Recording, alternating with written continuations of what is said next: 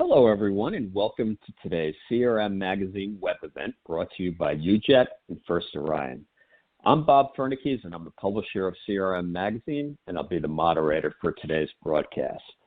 Our presentation today is titled Customer Service in a Smartphone World. But before we start, I just want to explain how you can participate in this live broadcast. At the end of the event, we will have a question and answer session. So if you have a question for either of our presenters, just type them into the question box. When they pop into your head, click on the submit button, and we'll get to them at the end of the broadcast. We'll try to get to as many questions as possible, but if for some reason we can't get to yours, don't worry. We'll follow up within a few days by email. Plus, if you'd like a copy of the presentation, you can download a PDF from the Handouts tab on the console once the event is archived. And just for participating in today's event, you could win this $100 Amazon gift card. So, to introduce our speakers for today, we have Baker Johnson, CMO at UJET. Welcome, Baker. And Christine Guinan, Senior Account Executive at First Orion. Welcome, Christine. So now I'm going to pass the event over again to Baker Johnson from UJET. Welcome to the broadcast, Baker. Thanks, Bob. Hello, everyone. And look, Bob, I say coming off of the Thanksgiving holiday, I've got to say I'm especially grateful that you keep inviting me back, even though I'm pretty likely to stir the pot here. But for those of you that I don't know yet or haven't presented to, my name is Baker Johnson with UJET. I am incredibly excited for today's topic around customer service in a smartphone world. And that's because, UJET's a next-gen contact center solution. We're disrupting the market. We're growing extremely rapidly with some big-name customers like Google, Instacart, Fitbit, and they're all coming to us for help with a number of issues that they're experiencing with the legacy on-prem and also the legacy cloud vendors in the contact center space around security, scale, reliability, and also especially around this topic of mobile-first customer experience. And, I've brought this up before, but I have to say we love these Destination CRM panel discussions because it gives us a chance to go head-to-head with some of those big established contact center players and to really highlight how much more modern and effective our technology and our approach to CX is. And a big part of that is how we've redesigned and re-architected the contact center to actually leverage the smartphone rather than just accommodate it, right? And incorporate all of the intelligent capabilities it offers the contact center and by extension your customers, right? So when we saw this topic on the calendar, we were very excited not just to come talk about what we can do, but we were actually really curious to see which of the big legacy cloud contact center players would show up and how they would tackle this. And I've got to say the silence is deafening, right? Five9, InContact, Genesys, Cisco, Avaya. These players all have huge marketing budgets. They don't miss a beat, and they're on a lot of these programs. But there's not one of them that signed up for this program today because their solutions were designed for the landline phone era. So what I'm going to do today is take a look at how we got here, especially with regards to what you'll hear marketed as Omnichannel today. And then I'll show how the smartphones really rendered those traditional Omnichannel solutions and strategies obsolete. We'll look at a simplified model for thinking about your customer journeys, and then I'll show you how you can leverage the smartphone capabilities to make that all work. So how did we get here, right? Just a quick history lesson. Until 20 years ago, we're voice-only call centers, right? Then the first generation of cloud contact centers showed up. They took the old on-premise call center software, they forklifted it into data centers, and this was a huge evolution for the industry, right? It allowed us to virtualize the call centers. We could deliver new features and capabilities much more rapidly. And then at the same time, we started to see the rise of these new digital channels like email, chat, and SMS. And that's how we became multi-channel contact centers, where we supported multiple channels, but they were all totally separate and disconnected for our customers and agents.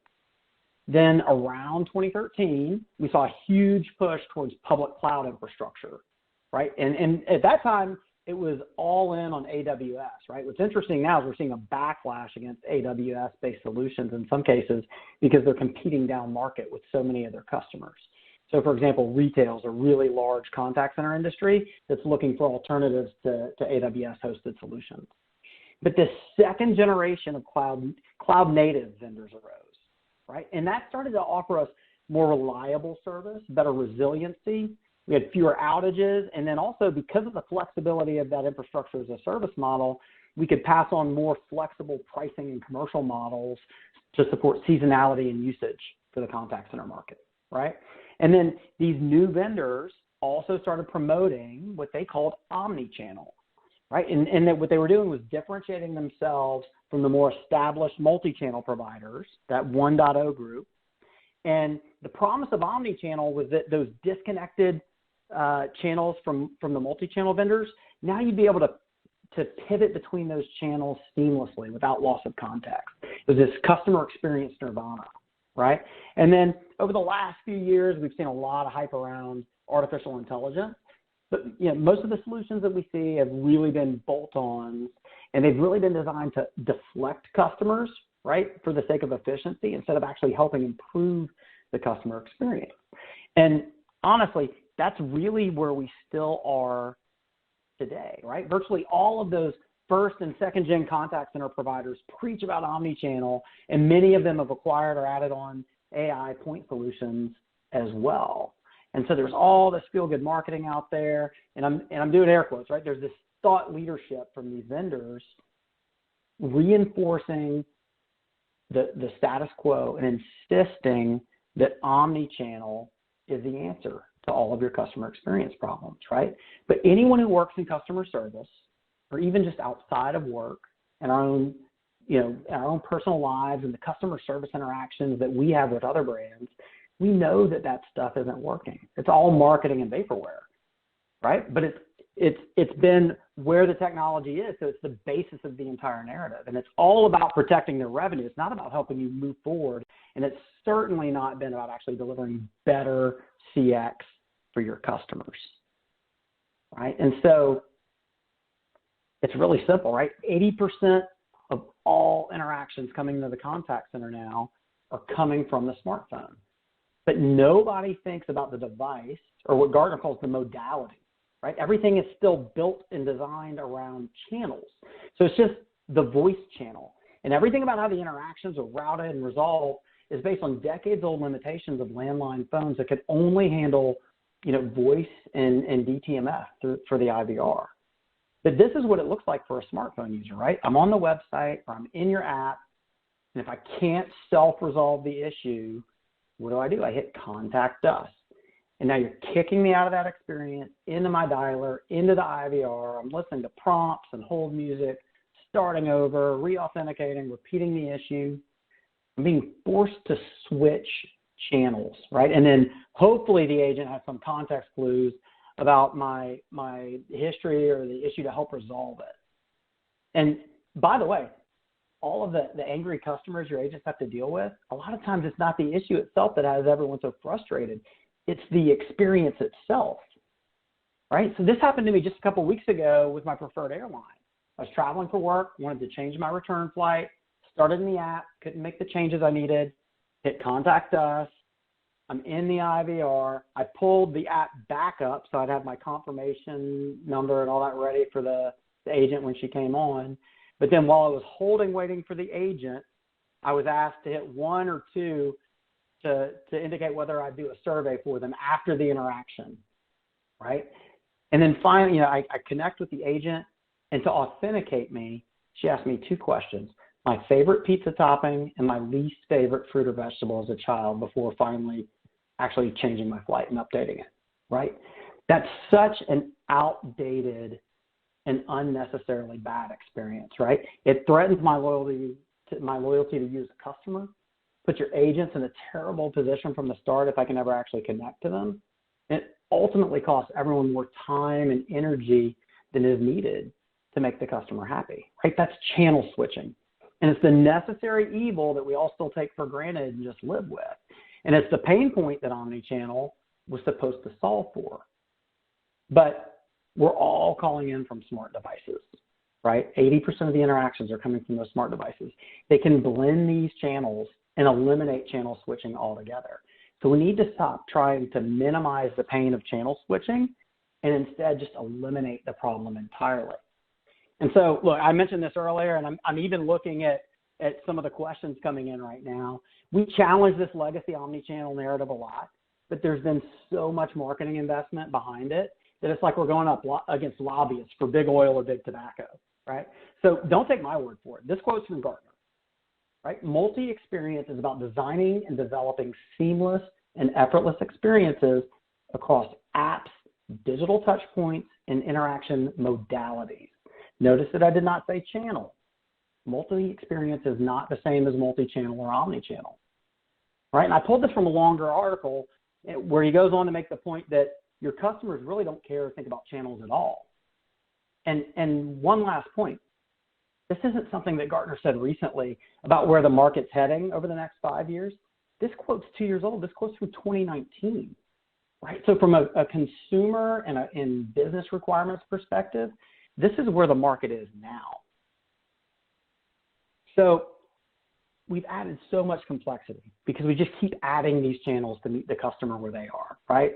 And we have to overcome our own organizational design, the departmental constructs that we think in, and the complexity that we've created with all of that channel stacking, right? Because it's creating a ton of frustration and friction for our customers.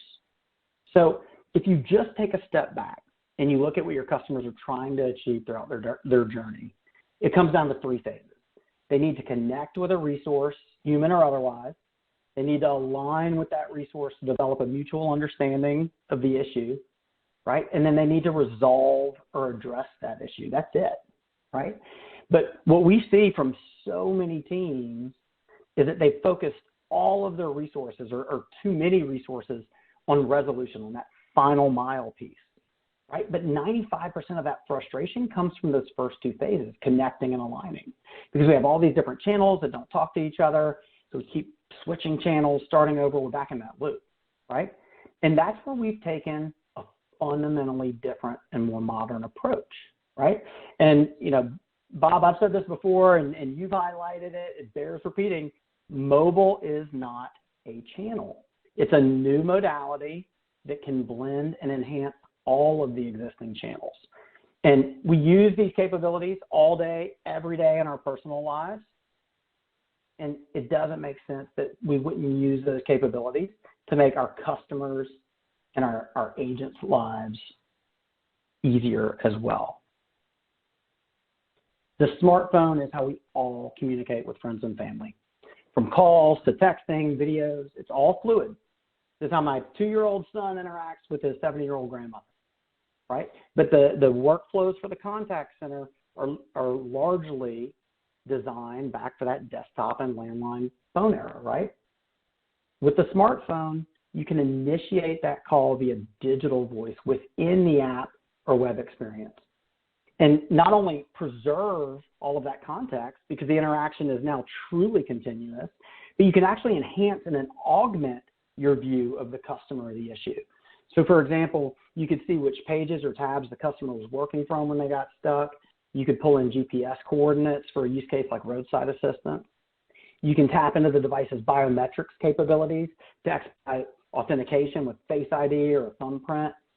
And you can provide all of that context to the agent in real time while AI listens in to trigger next best offers and scripts to assist them, right? And then once you're connected, right, so it's not just about routing and everything else. Once you're connected, or even while the customer's on hold, you can tap into the media, right? You can request photos, videos, screenshots. They don't need to mail that in, right? They can send that in real time straight from their phones. You can automatically append that to the record, right? So for better communication and faster resolution. All that stuff is totally natural for the folks calling into the contact center. And it's the fact that they're missing from our customer service interactions that makes them feel so unnatural at this point, right? So look, no coincidence here. That's exactly how we've redesigned the contact center and why UJET is really the only provider in this new CCaaS 3.0 category of cloud solutions. And look, we can talk all day about the channels and the reporting and the feature lists and the integrations, and we can check all of those boxes, but these are really the key points.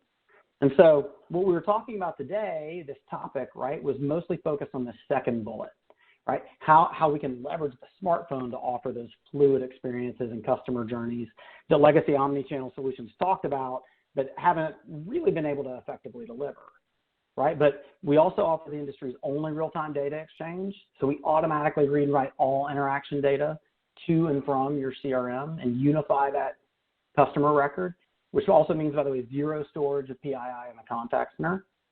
Our platform's natively intelligent. So, we could do an entire session on conversational intelligence and agent assistance, journey orchestration, sentiment detection, virtual agent and live agent bonding. That list goes on and on, right? How AI can be applied holistically throughout. But this last piece, security, scalability, and reliability, if there's an elephant in the room around cloud contact center, it's that we're all out here talking about delivering better customer experiences, but in the trenches, day to day, everyone's struggling just to keep the lights on because these older platforms are increasingly experiencing outages, right? Especially as we try and put more and more agents on them. And then global compliance is it's a nonstop firefight. But these are actually some of our greatest strengths, right? We've had live customers in production with more than 20,000 agents. We've tested to more than 100,000 concurrent agents on the platform with no issues. Security and compliance are cornerstones of our strategy, right? And we're arguably the most secure contact center in the world today, especially given the way that we manage that data within your CRM. And from a resiliency and reliability perspective, we're 12 months of 100% true uptime. No maintenance windows, no planned downtime, true production uptime, because we're the only active multi-cloud contact center across both the application and carrier layers, right? So even when there's a big public cloud outage like we saw a few weeks ago, our customers are totally unaffected by that. And I'm getting tight on time here, so I'll just say on this, you can see some of the business results that our customers are achieving with UJet, but we are especially proud of the consistency with which our actual users have ranked us above every major vendor in this space over the last year and a half. And so, we've naturally attracted some of the larger enterprise brands based on our technology and our capabilities, but we're also starting to see now a tremendous amount of demand from the SMB space, specifically because of our, ease of use, ease to deploy, and the quality of customer support that we provide to businesses of all sizes as well.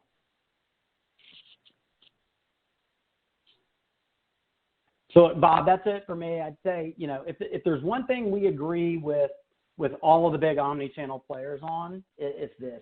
You do have to meet your customer where they are. But where we disagree is that's not about channels anymore. It's about the device. And so whenever you're ready to tackle this, we're ready to help. Bob, back to you. Hey, great. Thanks so much, Baker. Another muscular presentation for sure. I like how you focus right in on the salient points. Great job. Now I'm going to pass things over to Kristen Guinan. Again, Kristen is the Senior Account Executive at First Orion. Welcome to the broadcast, Christine. All right, Bob. Yeah, thank you so much for that introduction, and hi, everyone. So I definitely share Baker and your excitement about this topic. So I'm going to speak today a bit about how this smartphone-reliant world that we've all found ourselves in really presents that powerful and unique opportunity for your organization to differentiate themselves and leverage the phone call to deliver that much more customized and enhanced service experience for your customers and prospects. So as Bob mentioned, I'm part of First Orion, and maybe you've heard of us and the work we're doing in the industry, but if you're not familiar, we're a growing company based out of Little Rock, Arkansas, and we've been doing work in the communication space for close to about 14 years now. And just as a quick background, we actually got our start back in 2008 with a focus on call protection. And what that means is that we'd work with companies to help them identify, tag, and block some of those unwanted scam and spoof calls from getting through to their customers. And that's actually still a really big part of what we do today. But what ended up happening was about 5 years ago, our customers came to us and said, hey, you're very effective and proficient at identifying these scammers and, quote, bad guys from getting through to our customers. But now we as a business have a new big problem on our hands. And that problem is that our legitimate business calls now aren't being answered because people are scared of being scammed. can you help us? And that's what really drove us to develop our call enhancement solutions, which give companies the ability to display their name, logo, reason for calling, all on the consumer's device at the time the outbound call is made to that consumer, really in an effort to restore trust and transparency in the phone call and create a safer calling environment that will empower people to answer their phones again. And so in the next few slides, we'll just walk through how branded calling can really elevate your outbound calling performance and improve the overall customer experience and loyalty to your brand. So just a quick personal anecdote here, but earlier this morning before this call, I was trying to think back to the last time I went an entire day without using or even looking at my smartphone. And I came to an impressive or perhaps concerning conclusion. I haven't decided yet, but I'm leaning towards a concerning conclusion that I haven't gone a day without using my smartphone basically since I got it. And considering I've had my smartphone for over a decade at that point, that thought was definitely daunting, and I'm sure I'm not the only person on this call with that same experience. Now, the evolution of the smartphone has definitely evolved since its inception and since I first became an avid user. And what we've seen is that over the years, people, of course, have become more and more attached to and dependent on their smartphones. And as a result, a mobile-first customer service strategy has become critical for organizations if they want to provide that exceptional customer experience that we keep talking about. As we're all aware, smartphones give users access to many different service channels. You have voice, chat, there's apps, video, all on one device, and they can be accessed using that device at any time of day. And while each of these communication channels are valuable, the phone call itself still remains the most effective way to get to know your customer and address their oftentimes critical or time-sensitive needs. But there is that big problem that businesses are facing, and we've touched on it briefly already. But the problem is that while people may always have a smartphone on them to receive calls, they may not always answer those calls. In fact, 92% of people don't answer calls if they don't know who's calling or if the call is coming from a number they don't recognize. And when people do answer calls from unknown numbers, they're usually not prepared to engage or even have a productive discussion. So this problem of people not answering your calls is due in large part to the fact that people are just inundated with these scam calls. I think I get about 8 a day. And the learned behavior has been to simply not answer the phone. So just to help paint a picture of how big of a problem scammers have become, a really staggering data point recently showed that nearly 1 in 3 Americans have fallen victim to a phone scam in the past year. So that's roughly 59 million Americans that have lost over a combined $30 billion to phone scams alone from 2020 to 2021. And if you took the money that scammers made in the last year and ranked it among the Fortune 500, the scammers would be sitting at number 101. So not even at the bottom of the list. It basically goes without saying that scamming's not going anywhere because it's just far too lucrative. But there are things that the government and private sector businesses like First Orion are doing to help mitigate the risks that these scammers pose. For example, if you happen to use T-Mobile as your phone carrier, you've probably seen the scam likely name show up as the caller name on your device when you receive a scam call. And that's actually First Orion's technology embedded in T-Mobile's network to provide that protection for the consumer. And then, of course, you have the FCC, who's implementing regulations to help tackle this scam issue as well. But while we're working to combat these scammers, the problem still remains that most people won't answer the phone if they don't know who's calling them. And as you can see on this slide, 85% of people admitted they believe an unknown number makes the business look illegitimate. But despite these challenges with the scammers and people not answering the phone when they don't know who's calling, the phone call is still a super pivotal tool in brand marketing and customer experience. There are nearly 300 million smartphone users in the U.S., and roughly 60% of U.S. households do not have a landline. So just a smartphone. The majority of the people are relying on solely on their smartphone to receive those calls. And with that kind of reach, the smartphone presents a pretty unmatched opportunity for companies of every size and in every industry. And whether you were selling items or services in 1921 or now in 2021, the phone call still remains an all-important piece of that business puzzle. So let's talk a bit more about the customer's experience with your brand. And what you'll see here is a high-level depiction of a customer journey roadmap broken into different phases with various physical and digital touch points. And while each of these touch points are important, a phone call is frequently leveraged within each phase of the customer's journey with your brand. And that's because the phone call is arguably the most personal interaction or intimate touch point you could have with your consumer. Second, perhaps only to an in-person interaction, which we're all familiar and we know, especially after the last couple of years, is not always possible. Some of these digital connections like social media, emails, chat are still important, but they can sometimes feel cold and impersonal, while the phone call allows you to fill that person-to-person connection void so that you can have those more personalized conversations and even eliminate some of that friction that can exist in those other digital channels. So now, of course, each buyer does have a unique journey with your company and services, and the process isn't always linear. You could be reaching them at any point on this timeline. So as we take a closer look at the different phases displayed here, what's interesting to consider is that the phone call is often the only touch point where a company doesn't consistently brand itself. And the phone call is often missing branding entirely. It's essentially an untapped branding opportunity for companies. And most companies commit a great deal of their resources, both human and capital, on digital advertising, email, direct mail, radio and print ads, and other forms of marketing. However, they often look the potential in branding that phone call. We all know your brand, names, colors, messaging are all part of your company's identity. So then think about how often your employees place calls to customers.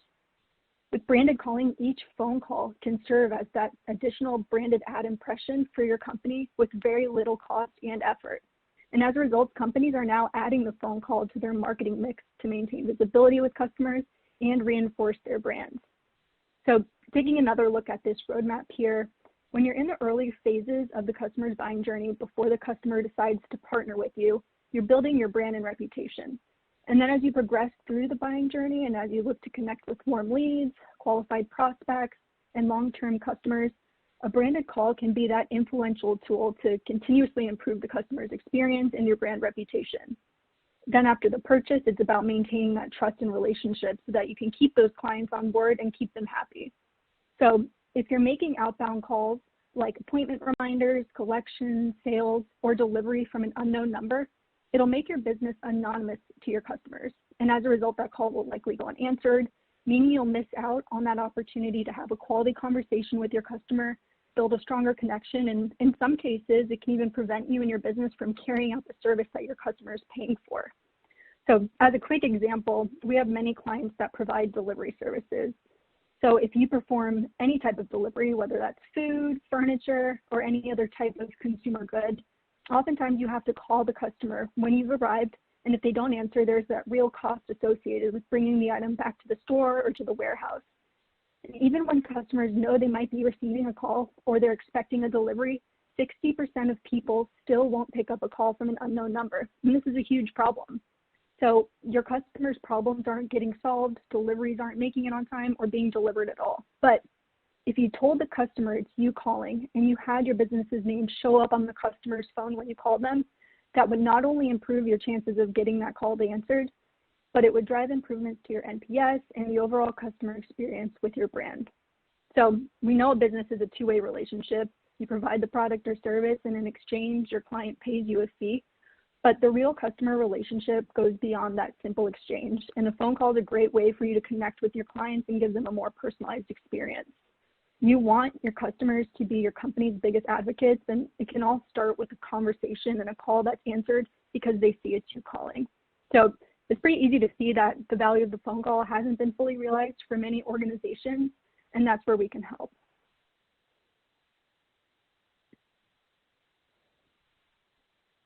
So our solution is to simply show the consumer who's calling. Our goal is to create this digital, real-time calling experience that enables companies to display their name, reason for calling, and their company logo or an image on the consumer's device at the time the outbound call is made.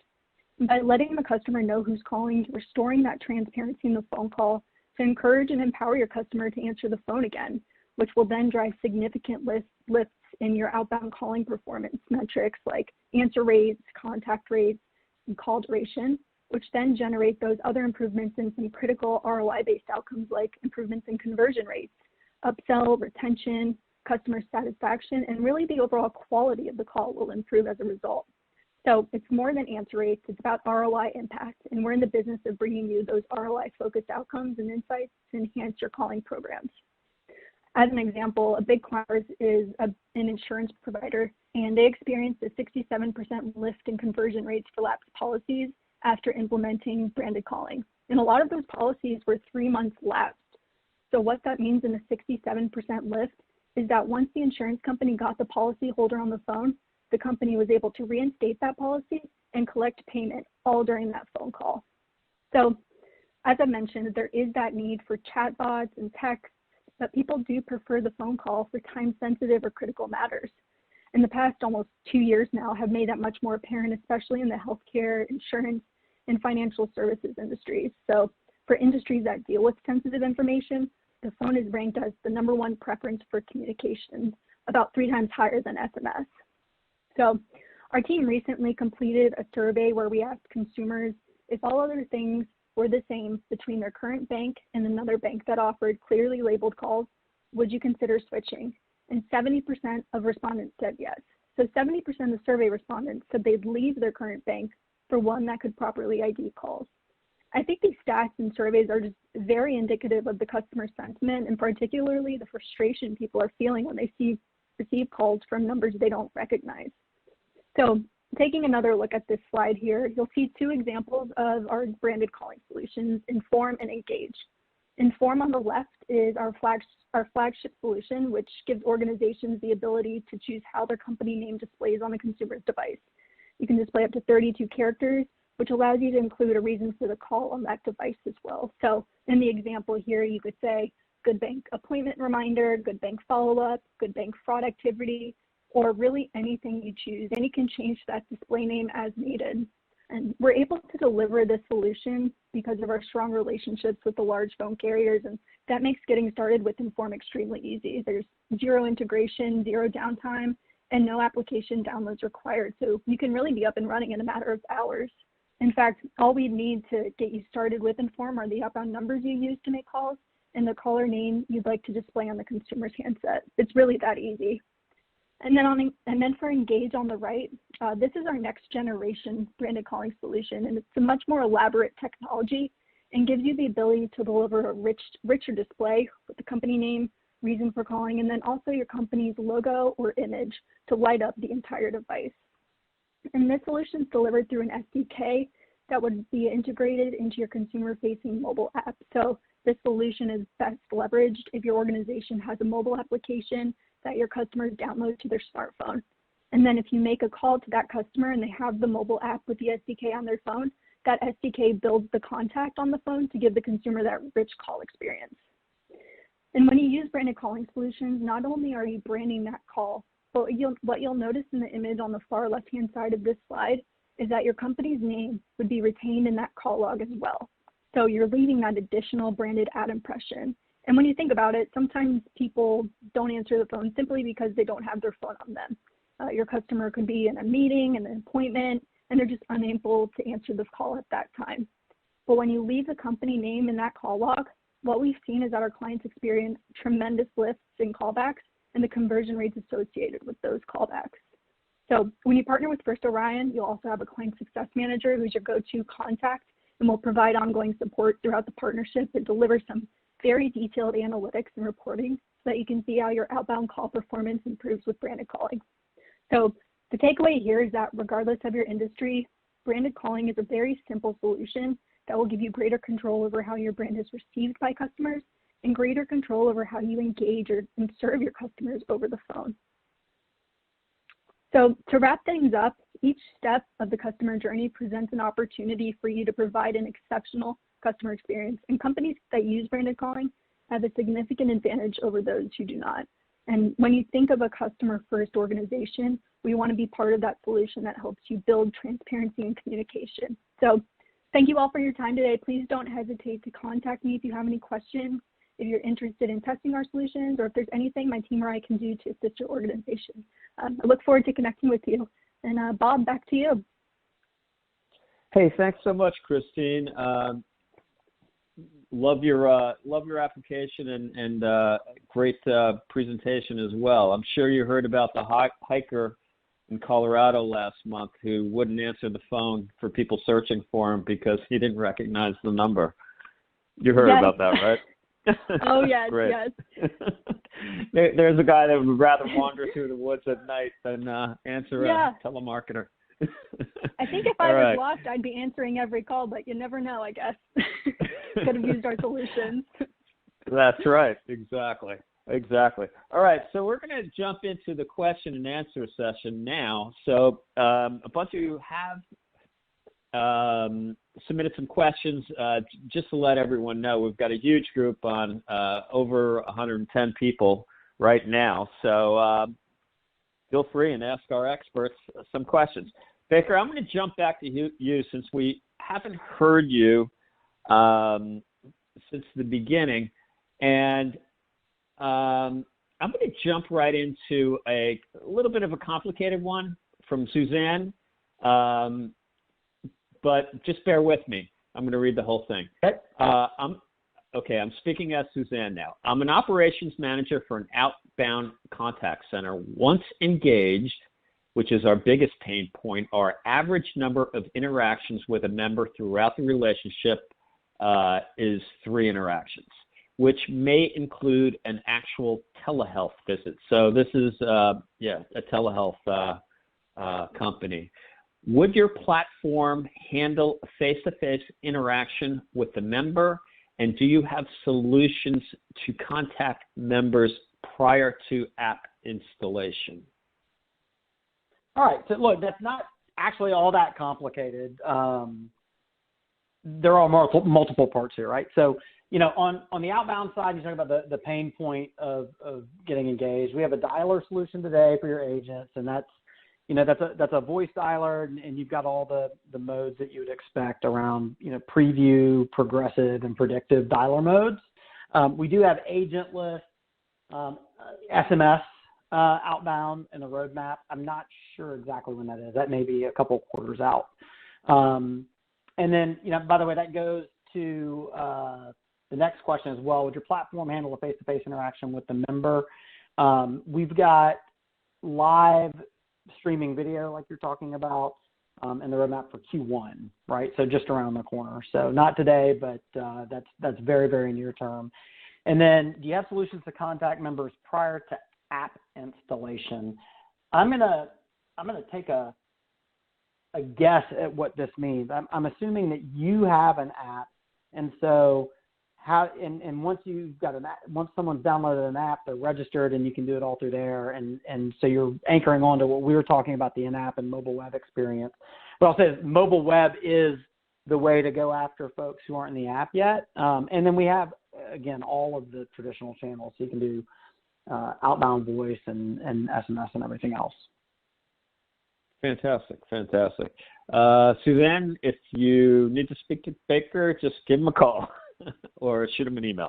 Okay, so this next question is for you, Christine. And okay, so can you kind of give us some of the successes your clients have seen beyond answer rates? I mean, answer rates has to be the big one, but just any successes beyond those? Yeah, no, absolutely. And that's a great point. And I know a lot of people are often over-focused on the answer rates, but branded calling can extend far beyond answer rates and into some of those other more ROI-focused outcomes. So our clients across every industry, from financial services to manufacturing, experience increased engagements and customer relationships with branded calling. So in some instances, I might say even the answer rate may decrease a little bit, but you're getting improvements in your conversion rate. So if you're a pharmacy and you're making a call about a prescription being ready, the person receiving the call could see whatever my pharmacy's name is, show up on the phone and say, oh, that's right, my prescription's ready. And they may not answer that call, but you've left that ad impression with them, and then the conversion rate to them picking up the prescription will go up. So we see improvements in, as I mentioned, conversions. The call durations also tend to improve. Many companies will deem a call successful if it's lasted maybe 30 seconds or a minute because the issue that the person's calling about is being resolved. So it really does extend beyond the answer rate. And whoever asked this question, I'm happy to provide some additional examples for you. Yeah, that absolutely makes sense. I get calls from my pharmacy all the time. I know exactly what it's about, and I don't answer it while I'm driving, but the information got to me, put it that way. Right. Yeah, absolutely. Hey, Baker, here's a question. Is UJet an app or do you build apps? Real basic question.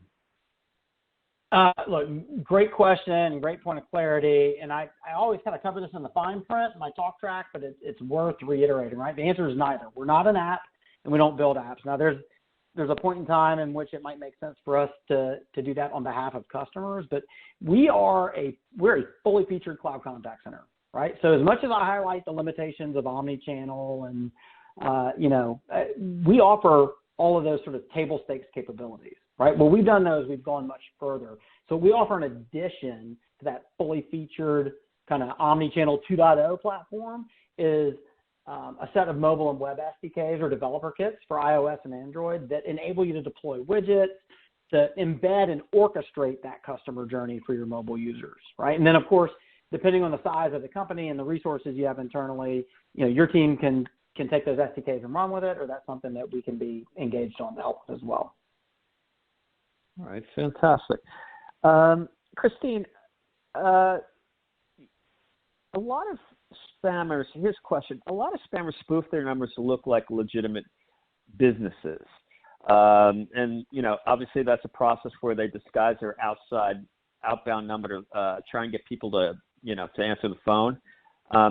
Can branded calling stop that? And are you worried that scammers will start branding their calls too? I'm sure people have had questions about that.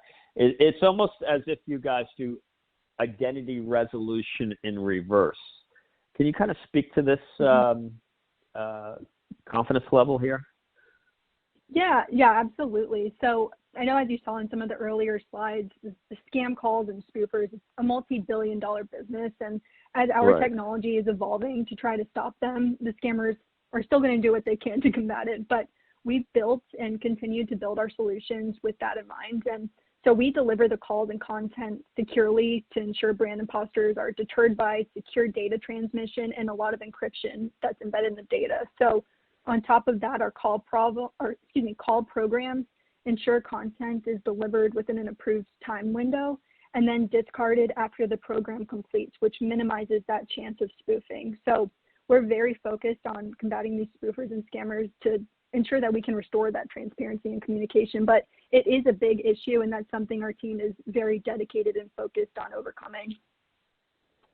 Okay, so it's still something that people have to be aware of and on guard for. It sounds like these scammers are devious, that's for sure. Hey, Baker, what about voice interactions that are still coming from a landline? Everybody's grandmother that, has a phone in the kitchen with a very long cord that's always tangled. How about those? Yeah, but by the way, that's not what the data says. The data says it's 80% of consumers across all demographics coming from a smartphone. So it's not a core, demographic that's tied to the landline. But I get the joke. Here's the deal, right? We still offer, it is kind of like what I was saying at the end of that other question. We still offer all of the traditional channels and sort of IVR capabilities you'd expect from the traditional contact center platform. But again, here we can go further to streamline and shorten the customer journey for those landline users through voice-based authentication. We can do, offer conversational self-service and through the IVR as opposed to just the touch tone stuff. And then we can also offer contextual routing. Remember, I mentioned that, we read and write all interaction data to and from the existing enterprise system of record, the CRM. So you have a consolidated customer record across sales, marketing, and support, and that can be used to predict intent and provide contextual routing. So again, you've got a landline user, you're not going to be able to request media and photos, but you can still do a lot more progressive kind of routing with it. Routing and authentication. Okay, so you guys are completely backward compatible and will be forever, I'm sure. It looks like I'm going to just throw out this one question, and I'll pose it to you first, Baker. But actually, Chris, can you see the question from JW? His question basically is, what about both a call and an SMS. I think he's referring to branding. Branding. Yeah, that so came maybe in during Christine. Yeah, Christine. Yeah. Okay. Great. Yeah. Sure. I can take that one. As of today, the branded calling can only apply to calls. We're not able to brand text messages at this point, but that is definitely on the roadmap and is something our team's working towards. So in the future, we're hoping to have the ability to brand those text messages as well. Okay, fantastic. We do have a few more questions. Some of them I can't really quite figure out. So this looks like a good point for us to stop. And I want to thank everyone that joined us today, everyone that asked questions today. I know there are a few in here. Don't worry, we'll follow up with you guys via email within a day or two. I'd like to thank our speakers especially and sponsors. Again, Baker Johnson, CMO of UJET, and Christine Guinan, Senior Account Executive at First Orion. If anyone would like a copy of the presentation, you can download it once the event is archived. If you'd like to review the event or send it to a colleague, you can use the same web address that you used for today's event. It'll be archived for 90 days. Plus, don't worry, you'll receive an email once the archive is posted with a link. And just for participating in today's event, you could win this $100 Amazon gift card. The winner will be announced on December 31st. Geez, we're already in December. Wow. And we'll reach out via email if you're selected as this month's winner. So that concludes our broadcast for today. Thanks, everyone, for joining us.